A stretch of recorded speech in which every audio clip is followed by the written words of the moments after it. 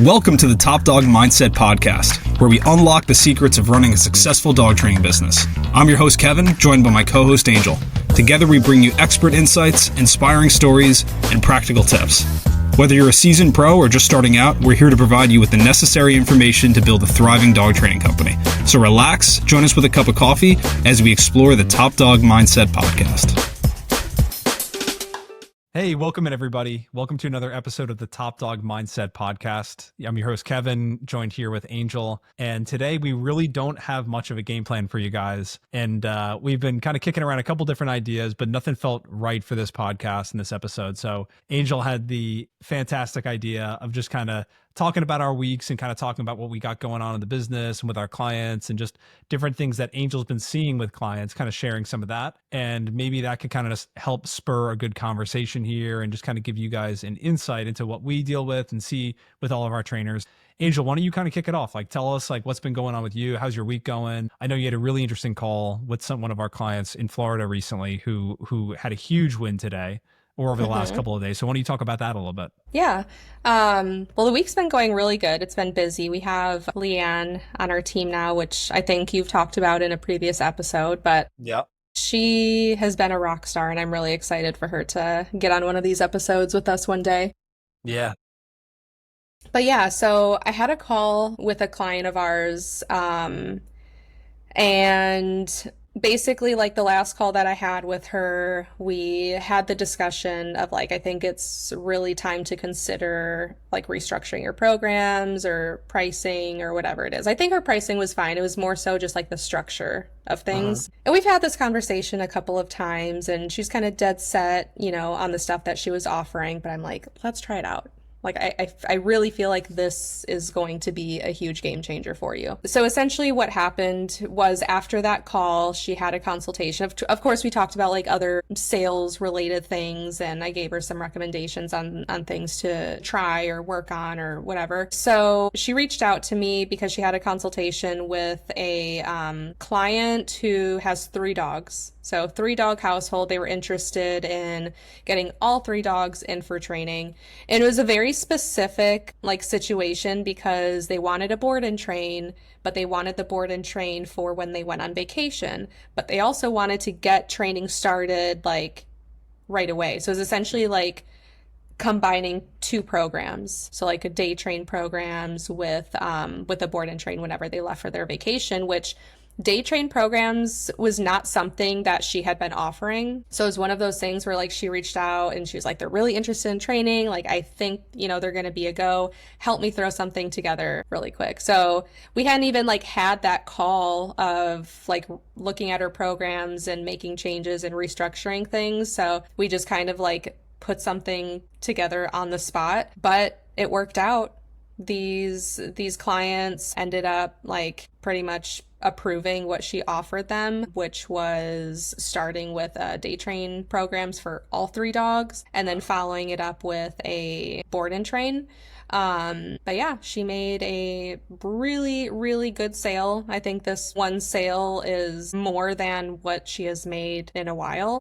Yeah. So she was super, super happy about that. And Say the number. Well, because this blew me out of the water. What was the total amount? I think it was exactly $12,500. $12,500, and it was for 3 dogs, a 3-dog household, right? Yep, 3 dogs, starting with a day train. Like I said, I think they were initially going to start with like a 4-week day train, followed by like a 2-week board and train. They wanted more. They wanted to start like ASAP, which would, I think, ended up adding on like an additional 3 weeks to their day train program, if I'm not mistaken. But yeah, these people just like wanted everything they could possibly get, which is ideal in a client. Yeah, for sure. Did you get a feel that they were like a really high net worth family or like, made a lot of money or anything like that? Or just like your average run of the mill kind of middle class? Like, did you get any sort of like information on that or not really? I mean, just based on the information that I was given, which is all the information I just mentioned, not a whole lot, but yeah. I mean, kind of sounds like a higher class.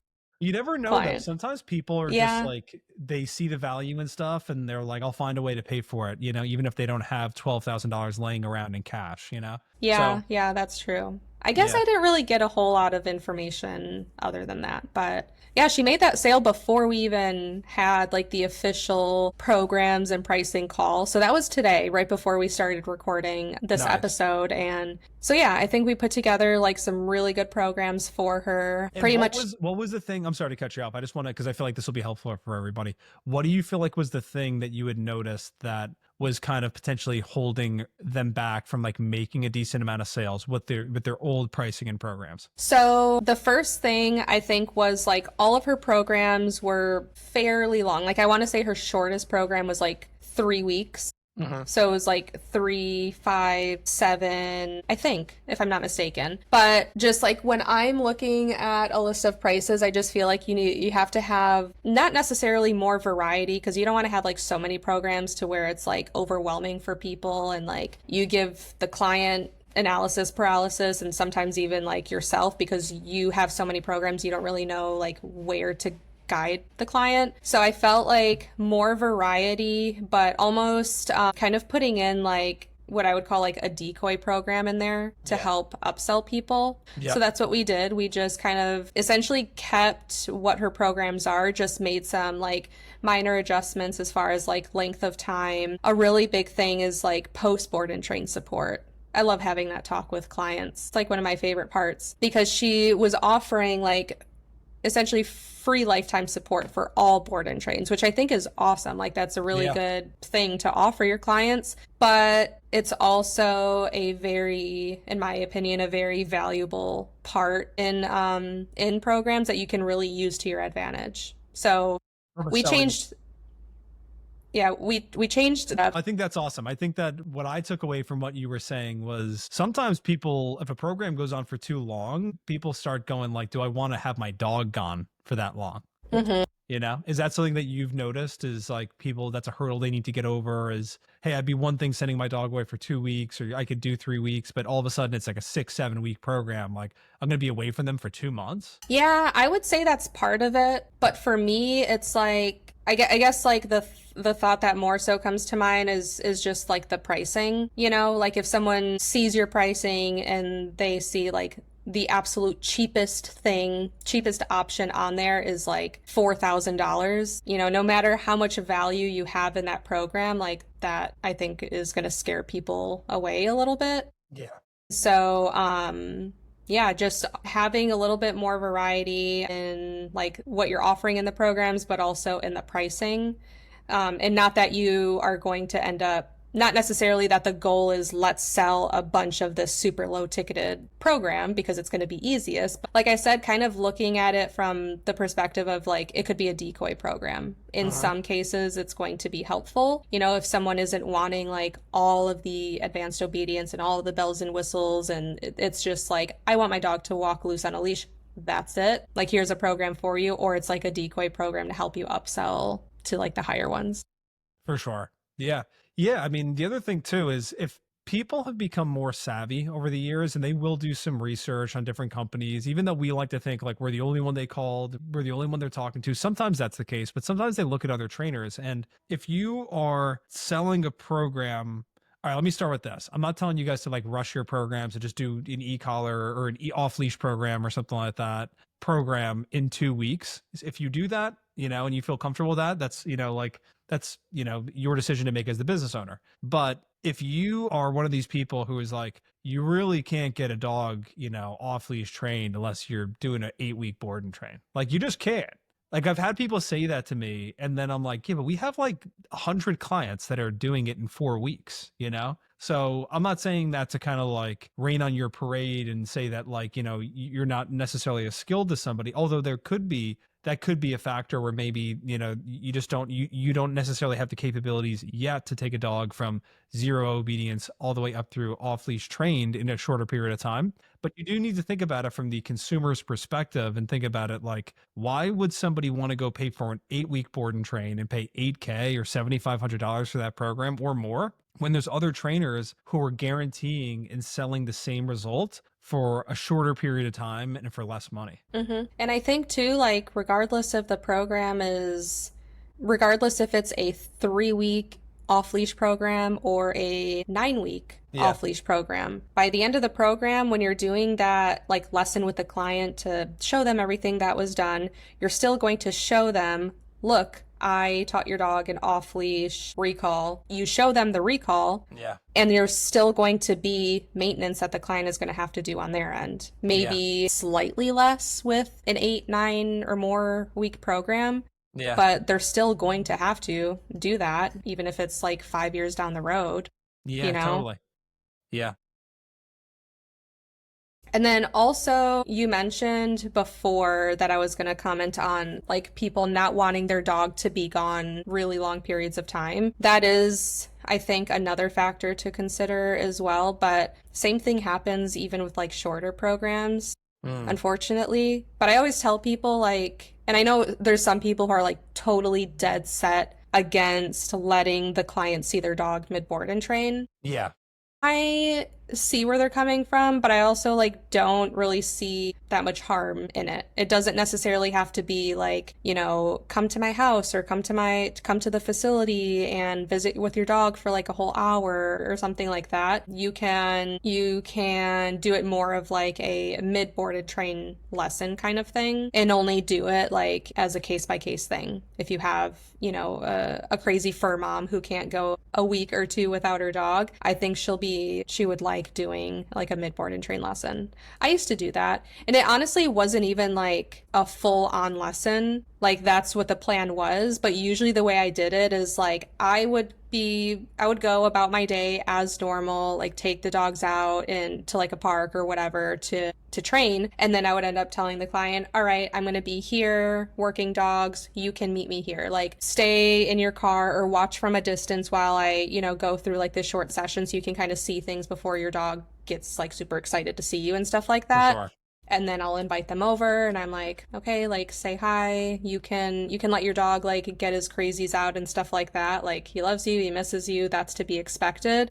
Mm-hmm. But also here's what to do if he starts jumping on you. You're going to use this command. You're going to do this. You're going to stop petting. You're going to allow me to, you know, jump in and handle as I need to, because this is also like a training opportunity. You know what I mean? Exactly. And then I might like have them work with the dog a little bit to kind of learn some hands-on stuff with like leash work, like for maybe like 10 minutes. And then other times they don't give a shit and they're like, I just wanted to say hi to my dog, and that's that. Yeah. But totally. But it helped with selling them into that higher program. Yeah. And I think that whether you want it to come across this way or not, if you are a trainer and you have these hard and fast rules in your business that like no one ever gets to see their dog, and I'll send you pictures, but that's all you get, you're making a decision there. And the decision, you're kind of drawing a line in the sand and saying, this is what I'm comfortable with. This is the way we run things. And that's fine. That's your decision. But at the same time, we can't get upset then if people don't want to buy from us, because like that's what the owner would like, you know? Mm-hmm. What I kind of think about is like people like transparency. And I think that the fear for people of being able to not have the owner come in and see the dog is, what is it going to do to the training? And then another thing I've heard from a lot of trainers too is like they're going to see their dog and the dog isn't trained yet. So then they're going to start maybe questioning things like midway through a program or something and not really fully understand in context why the dog isn't doing X, Y, and Z. And I think that that's where like this just comes down to like proper communication and really having a conversation like you were talking about, where you explain to them, hey, I'm just letting you know, like this, you know, we don't always do this. And the reason that we don't always do this is because we haven't completed the program yet. And I don't want you to start thinking that we're not on the right track and stuff like that. We're absolutely on the right track, but you know, we're not a totally finished product yet. If you communicate that to people properly, I think they're going to understand, but it all just starts with that, as proper communication and letting them know, hey, we can do this, but it's got to be within certain confines, right? To all the points you just made. But it's kind of like what I think about is it's like sending your kid to daycare or something and then being like, hey, could I, you know, is there like a video feed or like, are there pictures or, you know, could I come and pick them up midday if I wanted to? And they're like, no, we don't do that. It's like, you kind of start feeling it. I know that's not a direct one-to-one, but it's the best example I can think of right now. What I'm really trying to get at is like, would you start feeling like, I don't know about that. That feels a little bit weird to me. Why can't I see my dog? Yeah. Yeah. You know what I mean? Like, why can't I see my dog? Like, why are you keeping my dog from me? Like, yeah, I know I signed a contract with you for 4 weeks, but I really can't come see them for 20 minutes. Yeah. you know? And like I said, I think it's even if you do it as like a case by case basis, I think that would make people like even more Yeah. excited about it. Yeah. You know, especially if it's not something that you bring up, it's not something you normally do, but they ask about it and they're pressing about it, or you know, you can just see that they're sitting there just like stressing over the fact that they're not going to see their dog for 4 weeks. And if you say, like, all right, we don't normally do this, but I'd be happy to like meet up with you halfway through the board and train and do a visit or Yeah. whatever, Yeah. like that could get them past the finishing line, and then it also just like makes you look even better to them, and you know, they love you even more because you offered that. Totally. And you just don't want to be in a situation where somebody's like, I'd really like to see them. And you're like, no. Yeah. Like, imagine that. Like, what are you holding my dog hostage? You know, Yeah. it's like, you just can't be, you know, there's exceptions to the rule every once in a while. And that's what I think about. Like, we have our rules and the way that we conduct business with 90% of people. And everyone may not agree with this, but every once in a while, you do need to break the rule or bend the rule for a certain type of person within reason. Like, you need to be able to still set a new boundary with them and say, like, I'm breaking this boundary, but here's the new boundary that we can do. Because otherwise, all you're going to get is a really pissed off client. And you're just, you know, Mm-hmm. using this as the example of, you know, even if they get the dog back, you did a good job.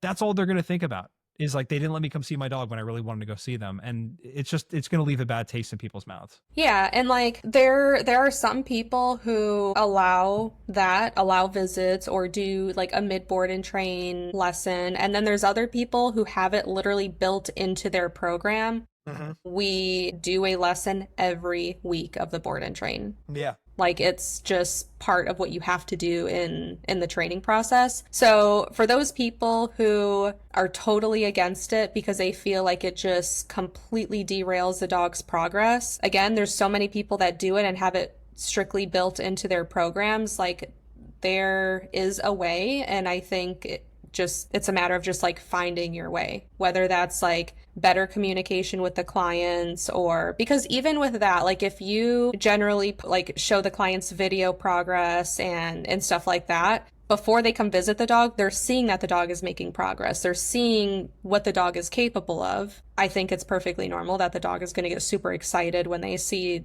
their owner after they haven't seen him for a couple of weeks. But I think, like, again, just like finding where you can make changes to make that happen, better communication with the clients, or maybe structuring that visit a very particular way, or whatever you have to do, really.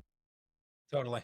But the example that you brought up with like the daycare, I feel like that's a perfect example, because like especially daycares who have like kid daycares who have like videos in like the kids' rooms. Like you might watch your kid all day and they're like behaving like an angel and like sharing really nicely and, you know, just being a great kid. And then you go pick them up, and the second they see you, they start like screaming and crying and Yeah. all that kind of stuff. And it's like, Yeah.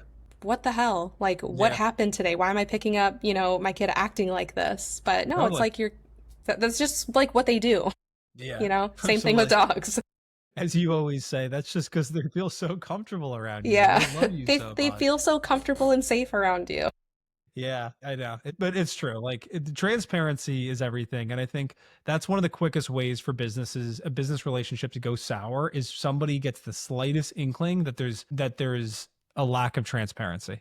So you have to try and maintain that at all times, you know, or else people just kind of feel like they're getting the wool pulled over their eyes, and they feel like, am I getting scammed here? Or all that stuff, you know? Yeah, and another thing too is like I know a lot of dislike the whole like fur mom type client, which What about the fur dad? Who's the fur dad? Have you had any of those? I don't know. I feel like the fur dads that I have met have just been a little weirder. Okay. I was gonna look up fur dad on like Urban Dictionary, but I feel like I'm just Don't gonna do that. get really word and it's like, okay, quick story. It's like one time I was sitting with my brother and my dad, and we were watching the Masters golf tournament, for anyone who doesn't know what that is. But it was like a really windy day, and I don't know if anybody's ever seen like when they have like a boom mic, sometimes they'll put like a really like fuzzy, for lack of a better cover term, like cover over it. And my dad kept saying to my brother Jack, who's a comedian, and has to make a joke of everything. He goes, Jack, why do they have, what's up with that fuzzy microphone? What's up with that fuzzy microphone? He goes, Google that, look that up. And he's like, Dad, I'm not looking up fuzzy microphone. I don't want to see what I get if I look that up. But anyway. Yeah, I can only imagine. Where were you going before I totally derailed us there? Where I was going was, okay, I think most trainers aren't a fan of like the fur mom type of clients. Mm-hmm. Wait, hold on. I'm sorry. Last time I'm going to interject, okay? Break down for everybody what you think of when you think of fur mom, because I feel like this could be like a funny thing. So what is your archetype for a fur mom? Who does that look like? A fur mom is like someone who truly considers their dogs as like children. Okay. Overly humanizes them. Okay. Is there an overlap between fur mom and wine mom? I think some fur moms. Okay. Is every wine mom a fur mom or no? Or is every fur mom a wine mom? I guess that's the real question. Man, this is like a riddle now. It's a good question though. I mean, these are the things that people are really wondering about. Yeah, I mean, I dress a certain way? No. Okay. I wouldn't say they dress like a certain lady way. in like a juicy like tracksuit. Do you know what I'm talking about? Yeah. You know, and she has like a really, you know, like she's got like a tiny Pomeranian or something like that that's like biting you, but she thinks like her dog is like the greatest dog in the world. And then she's of course got her like Gucci bag and stuff like that. Am I just totally over dramatizing this, or does that fit for you? You're That's dramatizing like a New York it. City fur mom. Yeah, kind of. But I mean, there's like I've seen other fur moms that are like total opposite of that. A friend of mine though, she actually had a major fur mom client who actually I think this might have been like two different clients. One of them asked to FaceTime with her dog. Okay. Not just like, hey, can we FaceTime so I can see what he's doing? It's like literal FaceTime with the dog, set it up in front of him so he can see my face kind of thing. She's like, can you leave the room now? I'd like to talk to my dog alone, please. Well, remember Dwayne? Well, shout out to Dwayne. He got a call from somebody recently who was a lead, and he was like, dude, you need to go listen to that recording. It was a lead that called him, and she was asking about the dog and the dog's behavior. And she goes to him dead serious. Do you want me to put you on the phone with my dog? Do you want to talk to him? I mean, I have a hard time believing it was even serious because it's so ridiculous. But yeah. And I think there was another one where like a client told her like that her dog really likes watching baseball, and you know, put this channel on for him. He really likes it, and but then proceeded to like follow up, like, oh, did you put it on for him? Like, how's he like? You know, kind of like putting you in a situation where you're like, I did, but like you don't know what to say. Yeah. He really likes watching slasher films. You know, can you please put on Friday the 13th? Yeah. I feel like there's definitely like some wild requests, but I got on the fur mom topic because I was saying all that to say that I think getting in touch with your inner fur mom or fur dad. In other words, just having some understanding that some people are a little more emotional about their dogs than others, I think can go a long way. Yeah. Feeding into it a little bit, if you will. Enabling it. Maybe enabling it a little bit, but like in a healthy way, you know, like when I would do that, enable it or feed into it, it was a little uncomfy, but I did it because it made the client like, you know, happy, I guess. Yeah. Seeing her dog like love me and me love her dog, but also like being realistic and educating a client on why maybe not allowing your dog to sit at a dining room chair for dinner is the best thing. So like educating, but also getting in touch with like the client's emotional side with them a little bit helps them feel more comfortable. Because I think like as dog trainers who are like very anti that kind of stuff, and I know this because I think I've seen it in myself a little bit, it can make us come off a little too rigid for some clients. Yeah. You need to remain empathetic towards people. I mean, I'm not saying that you need to be. That's a good word that I You could don't want have to used. become codependent where like you just do everything that they want you to do, and you're fearful that if you don't do it, then you're going to get yelled at, and then, or get a bad review or something like that. Yeah. And you can start doing crazy stuff. But I usually notice it the other way around, where people are like, well, I'm not doing that. And it's kind of this like ego trip you can go on. It's like, I'm the business owner. This is how it works. Either like you do it my way, or, we're not working together type of thing. Right.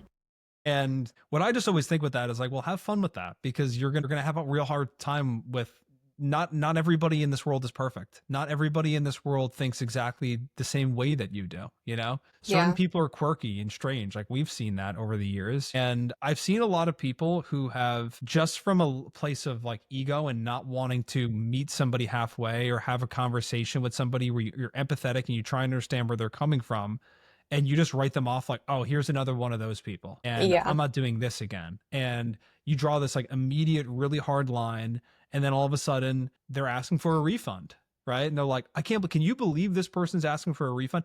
So yeah, anyway, I was having a call this morning with a client, and he was saying that he had a client who of his own that wanted to come pick the dog up early for a couple different reasons. I don't know if they just didn't want the dog away for that long. They decided they didn't want to do it. And he was like, she's a little bit crazy, and they already paid me all by check. Are they going to request that money back? All that stuff. And he was already preparing for that. And I'm like, dude, don't go there yet. Go and call her and have a conversation with her and hear her out. So many times people don't take that step. And if you just call them and you just say like, the first thing I always do is send them a text message and be like, hey, Joanne, do you have a couple minutes to talk? I just wanted to run a couple things by you. Right. Then you get them on the call and you just say, hey, so tell me what's going on. Tell me how you're feeling. And if you just let them vent, a lot of times like they just feel like no one ever listens to them. It's not even about you. It could be about like their sister who's a narcissist and never let her ever talk her entire childhood. And the mom, her mom thought her sister was like the perfect child, and she felt like neglected and stuff like that. And this is like this is oddly specific, isn't it? And it's like, I don't have a sister. I don't have a narcissistic mother. Let me just start with that. Audrey, if you're listening to this, I'm not talking about you. But what I'm really getting at here is like, you never know what's going on in somebody's life. You know what I mean? And like why they behave in a certain manner. And you just throwing up your hands and being like, this is a psycho client. I don't want to talk to them, or I don't want to deal with it. Peace. See you later. You're not getting your money back. It's like, have fun with that, because you're just going to end up with somebody who's going to try and get that check to bounce, or they're going to, sue you, or they're going to leave a negative review. And it can literally be avoided just by calling them and saying, hey, tell me what's going on, letting them vent. And maybe they tell you something where they were feeling like, right or wrong, they weren't being listened to. They're scared of this. And I heard this happen to my friend, or this happened with a different dog trainer. And if you can jump in and be like, hey, listen, I just want to let you know, I hear you. I understand you. We're not going to let that happen to you. I promise that's not going to be your experience here. She may say, you know what? All right, I want to bring the dog back then. Or you know what? Can we do private lessons instead? And you can avoid this whole catastrophe of, do I refund her? Do I not? Do I get the bad review? What am I supposed to do here? Just by having a conversation. Yeah, and I feel like that goes into what we were just talking about before that too, just like being empathetic with people. Like we talk about all the time too, like your whole sales process and like going through the consultation, stuff like that. Like it's a very emotional decision for the client, and it doesn't stop there. So being empathetic with people really goes a long way, instead of just like leading really everything with like such in like a rigid or maybe uptight, I don't know if that's a good word, like mindset with everything. Yeah, don't be such a tight ass, It's basically a nice way of saying that. I worked in a vet once, and I remember like this very specific situation that happened that made me realize like, okay, I need to soften up a little bit. Where I was talking with a client, and like their dog was jumping all over me. I was completely ignoring it. I was not touching it. I was not like looking at it, was not talking to it, because that's just kind of like what was natural for me. You know what I mean? Like as a trainer, and I wasn't like pushing the dog down or anything. I was just being neutral. I was doing like what came natural for me. And I did that all the time. And then, you know, once the dog is calmed down a little bit, I'll give it attention and stuff like that. But this one particular client was like offended that I did that. And they're like, are you a fan of dogs? And I was very caught off guard. And it was because I wasn't petting their dog. That I feel like was, in my opinion, maybe like a little extensive, but like I don't always have interactions like that, but that made me realize like some people are more sensitive to that kind of stuff. Yeah. You know what I mean? For sure. So yeah. Yeah, you never know how you're being perceived, you know? Mm-hmm. You have to be careful with that, because we all know like first impressions mean everything. You know, you can take years building a reputation and then seconds to destroy it if you're not careful. Yeah.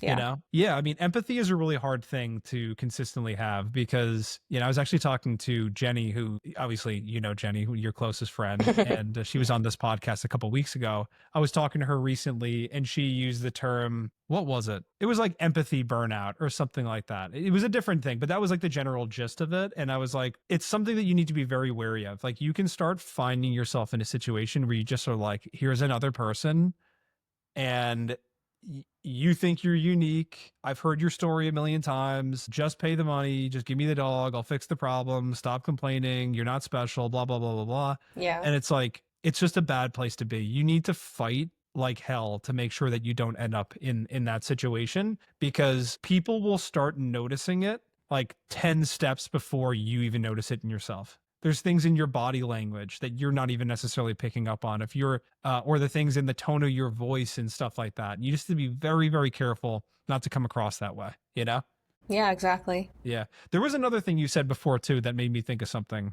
What was I going to say? It was something about how, you know, you can draw judgments on people very quickly, you know, and you can start seeing patterns, like this person reminds me of this person. And we can all draw these judgments about people in life. And you got to be very, very careful not to do that, because I've even done that. Like, before I get on a call with somebody, I'm like, okay, this person reminds me of this person already, and they were a terrible client and I don't ever want to work with them again. But everybody is unique. Everybody has their own personality, and it's worth just being open-minded to that. You know, everybody does this in life with everybody. I always think about how, you know, like politics is a good example of this, how people will hate a president and you don't like his policies or something, and you just automatically assume that he's like the devil or something, and he's like a horrible person. And I've seen people do this with President Bush, and people did this with President Obama as well, where they'd be like, he seems like the worst person in the world. And I'm like, trust me, I guarantee you, if you sat down with either of those guys within 5 minutes, you'd be like, this is a really nice person.